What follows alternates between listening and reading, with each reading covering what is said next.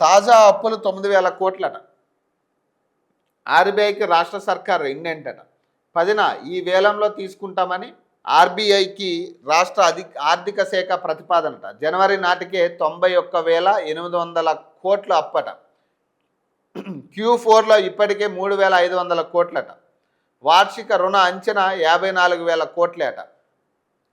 తెలంగాణ రాష్ట్ర ఆర్థిక సంక్షోభంలో కూరుకుపోతుందని, సంక్షేమ పథకాలు నిర్వహణ ఖర్చుల పేరుతో తెలంగాణ సర్కార్ చేస్తున్న అప్పులు ఇప్పుడు రాష్ట్ర భవిష్యత్తును ప్రశ్నార్థకం చేశాయని, తాజాగా మరో 9,000 కోట్లు భారీ రుణం కోసం భారత రిజర్వ్ బ్యాంకుకు ఇండెంట్ పెట్టడం రాష్ట్ర ఆర్థిక దుస్థితికి అద్దం పడుతుందట. రాష్ట్ర ప్రభుత్వం అసెంబ్లీలో ప్రవేశపెట్టిన బడ్జెట్ గణాంకాలకు క్షేత్రస్థాయిలో చేస్తున్న అప్పులకు పొంతన కుదరడం లేదు. ఈ ఏడాదికి రాష్ట్ర ప్రభుత్వం బడ్జెట్లో నిర్దేశించుకున్న రుణం లక్ష్యం 54,000 కోట్లు అర్ధవార్షికంలోనే చేరుకున్నది. జనవరి నాటికే అప్పుల భారం 9,800 కోట్లకు చేరింది. అంటే అంచనా వేసిన దానికంటే ఇప్పటికే 30% పైగా అదనపు భారం పడింది. 10 నాటికి మొత్తం రుణం 80,800 కోట్లు. రాష్ట్ర ఆర్థిక శాఖ ఆర్బీఐకి పంపిన తాజా ప్రతిపాదనల ప్రకారం ఫిబ్రవరి 10న జరగబోయే వేలం ద్వారా 9,000 కోట్లు సేకరించాలని నిర్ణయం చేసింది. 13 ఏండ్ల కాల పరిమితిలో 2,000 కోట్లు, 16 ఏండ్ల కాల పరిమితిలో మరో 2,000 కోట్లు, 21 ఏండ్ల కాల పరిమితిలో 2,500 కోట్లు, 27 ఏళ్ల కాల పరిమితిలో 2,500 కోట్లు తీసుకుంటామని, ఇందుకు అవసరమైన సెక్యూరిటీ బాండ్లు పెడతామంటూ తెలంగాణ ఆర్థిక శాఖ ప్రతిపాదనలు పంపినట్లు ఆర్బీఐ శుక్రవారం ఒక ప్రకటనలో తెలిపిందట. ఇక్కడ ఏం చెప్తా ఉంది, 13 ఏండ్ల కాల పరిమితిలో 2,000 కోట్లు ఇస్తారట. 16 ఏండ్ల కాల పరిమితిలో మరో 2,000 కోట్లు. అదే ఇప్పుడు తీసుకొచ్చే 9,000 కోట్లకి వీళ్ళు డివైడ్ చేసి 13,000 కాలం ఒకటి, 13 సంవత్సరాల కాలం ఒకటి, 16 సంవత్సరాల కాలం ఒకటి, 21 సంవత్సరాల కాలం ఒకటి, 27 సంవత్సరాల కాలం ఒకటి పెట్టి దీన్ని డివైడ్ చేసి దాదాపు 27 సంవత్సరాలకి ఈ అప్పుని సాగదీశారు. మరి దీనికి వడ్డీ 27 సంవత్సరాలకు వడ్డీ ఎంత అవుతుంది? ఇప్పుడు మిగతా పార్టీలు, ఇప్పుడు కొత్త పార్టీ వచ్చిందంటే మళ్ళీ ఇదే రాగం పడుతుంది. గత ప్రభుత్వం చేసిన అప్పులకి మేము ఇప్పటికీ మిత్తి కడుతున్నాం అంటారు. ఇక వాళ్ళు ఒకవేళ కొత్త పార్టీ వచ్చింది అనుకోండి, కొత్త ప్రభుత్వం వస్తే వాళ్ళు ఏమంటారు, ఇక మొత్తం 12 అదొక 10-15 ఏండ్లుగా జరుగుతున్న ఈ అప్పులన్నిటికీ మేము మిత్తులు కడుతున్నాం, మా దగ్గర పైసలు లేవని చెప్తారు. ఇందుకు అవసరమైన సెక్యూరిటీ బాండ్లు కూడా పెడతామంటున్నారట. మరి ఏం సెక్యూరిటీ బాండ్లు పెడతారు? ఇప్పుడు కేసీఆర్ పోలీసు వెహికల్ని కూడా సెక్యూరిటీగా పెట్టిండారు. అప్పు తేవడానికి పోలీసు వెహికల్ని కూడా వాడుకొని వాటి మీద రుణాలు తెచ్చుకున్నాడు గతంలో. మరి ఇప్పుడు వీళ్ళు ఏం పెడతారు? ఏం మిగిలి ఇప్పుడు పెట్టడానికి? సెక్రటరేట్ని పెడతాడా, లేకపోతే ఇంకొకటి ఏమైనా పెడతాడా? మరి ప్రభుత్వ ఆస్తులు ఇంకేమున్నాయి? మరి ఈ అప్పులు తేవడానికి, మరి ఈ అప్పులు తెచ్చి ఎవరికి పెట్టడానికి? ఇప్పుడు ప్రజలకు పెడతారా? కొత్తగా ఏమన్నా మీరు తీసుకురాబోతా ఉన్నారా? రైతులకి ఏమైనా గుడ్ న్యూస్ చెప్పబోతున్నారా? అది లేదు కదా, అది క్లారిటీ. రైతులకైతే గుడ్ న్యూస్ ఉండదు. రైతులకు కానీ కొత్తగా ప్రవేశపెట్టే పథకాలు కానీ ఏముండవు. అయితే 4వ త్రైమాసికం అంటే Q4లో ఇప్పటికే సేకరించిన 3,500 కోట్లకు ఇది అదనమాట. ఈ కొత్త రుణాన్ని కూడా కలిపితే ఈ ఏడాది మొత్తం అప్పుల భారం 80,800 కోట్లకు చేరుకుంటుందట.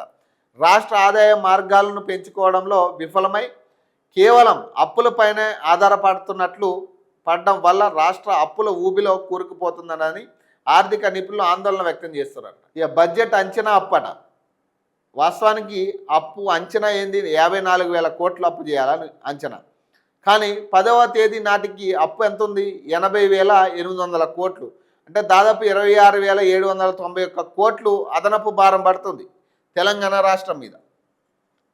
ఈ అప్పులు ఎవరు తీర్చాలి? మళ్ళీ ప్రజల మీద ట్యాక్స్లు వేయాలి, ప్రజల దగ్గరే వసూలు చేయాలి. ఈ అప్పుల భారం ఎట్లా తగ్గుతుంది? మళ్ళీ ప్రజల మీద ఇబ్బందులు పెట్టి వాళ్ళ దగ్గరే లాక్కోవాలి ఈ పైసలన్నీ కూడా. 2025-26 ఆర్థిక సంవత్సరంలో ఆర్బీఐ నుంచి తీసుకున్న అప్పు Q1లో 17,400 కోట్లు, Q2లో 32,500 కోట్లు, Q3లో 18,400 కోట్లు, Q4లో జనవరి 13న 2,000 కోట్లు, జనవరి 27న 1,500 కోట్లు, ఫిబ్రవరి 10న 9,000 కోట్లు.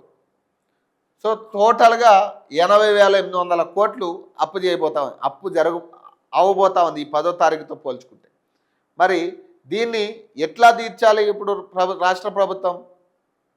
ఏమైనా కొత్తగా మీరు ఏమైనా ఆర్థికంగా బలపడడానికి ఏమైనా ప్రయత్నం చేస్తూ ఉన్నారా తెలంగాణ అంటే? ఇక విజన్ 2047 గురించే మాట్లాడుతున్నాం.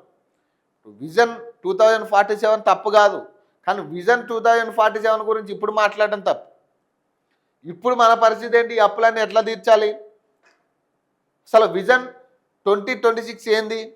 విజన్ 2026 ఏముంది? అసలు విజన్ 2026 2027 ఏముంది? ఇది కదా మనం మాట్లాడాల్సింది.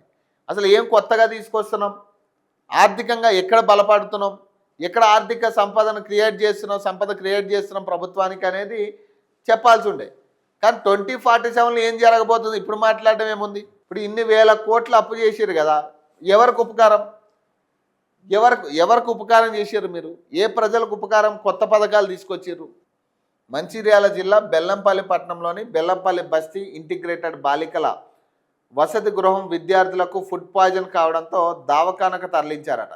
శుక్రవారం రాత్రి హాస్టల్లో భోజనం చేసిన కాసేపటికి విద్యార్థులకు వాంతులు, విరోచనాలు, గొంతు మండడం, శ్వాస తీసుకోవడంలో ఇబ్బంది కలిగి బీఆర్ఎస్వి జిల్లా అధ్యక్షుడు బడికల శ్రావణ్, నాయకులు అరుణ్ ప్రసాద్, ఈటా రాకేష్, నరేష్, మహద్ ఆధ్వర్యంలో ప్రత్యేక వాహనాలు ఏర్పాటు చేసి బెల్లంపల్లి ప్రభుత్వ దవాఖానకు తరలించారట. 6-7వ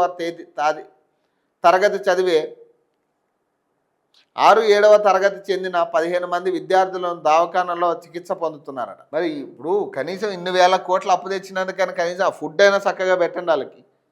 ఆ ఫుడ్ కనీసం ఎంతమంది ఇప్పటికి ఎన్ని ఫుడ్ పాయిజన్ కేసులు చూసారు? కనీసం రాష్ట్ర ప్రభుత్వం దీని మీద స్పందించి ఎందుకు ఇది జరుగుతుంది కమిటీ వేసి విచారణ జరిపించి అసలు ఎందుకు ఎక్కడ ఈ లోపం ఉందనేది కనీసం ఇప్పటికీ దాని మీద ఫోకసే చేయట్లేదు. అవి జరుగుతూనే ఉన్నాయి, మనం చదువుతూనే ఉన్నాం. ఇక అంతే, అది కాలంతో పాటు ఇక కొత్త కేసులు, కొత్త ఫుడ్ పాయిజన్ కేసులు, లేకపోతే ఇంకోటో వస్తే దాన్ని పక్కన పెడుతున్నాం.